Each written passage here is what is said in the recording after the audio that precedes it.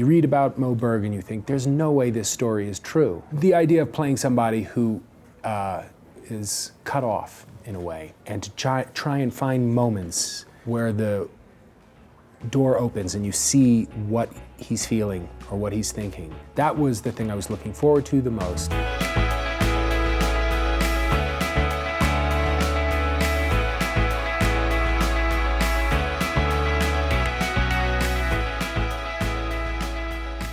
He was inexplicable. Crazy is a good start, actually. But he was a man who was known in the baseball world as the professor. I think he was probably the only baseball player who had a law degree, spoke about 10 languages, and was generally a world-class intellectual, and everyone, what the hell is this guy doing playing baseball?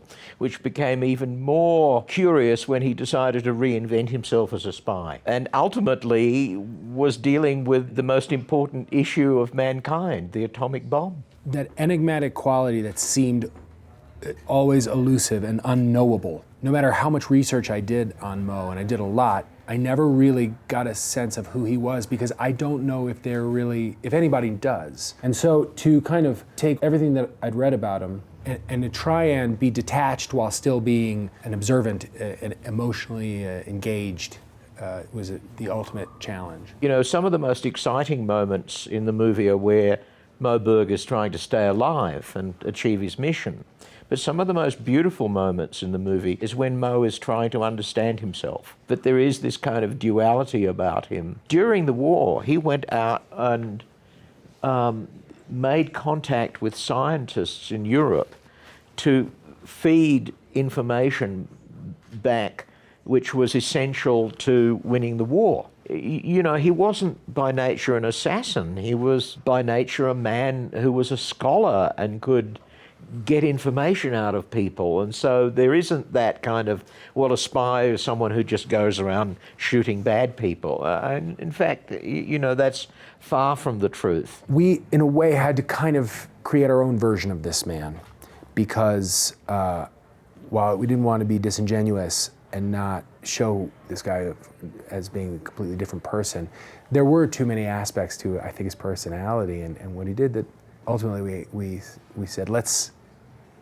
bring this guy to life in the way that we can. And we did that.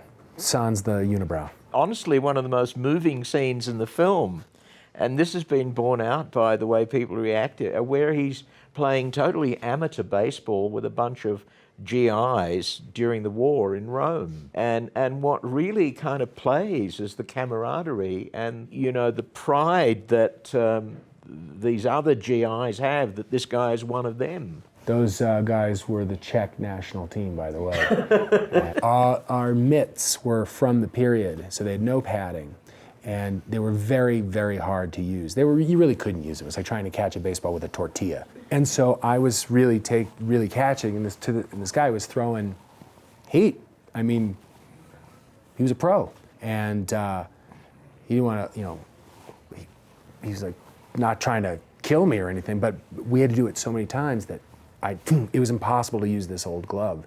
And, and so I remember catching it with my fingers, and we were shooting it all day, and I wound up having to go to the hospital and tendonitis. My whole arm was in a cast for I think 2 months because of just the snapping back from trying to catch. Yeah, that was a great day. 70-something, 80-mile-per-hour baseball with an old-fashioned glove.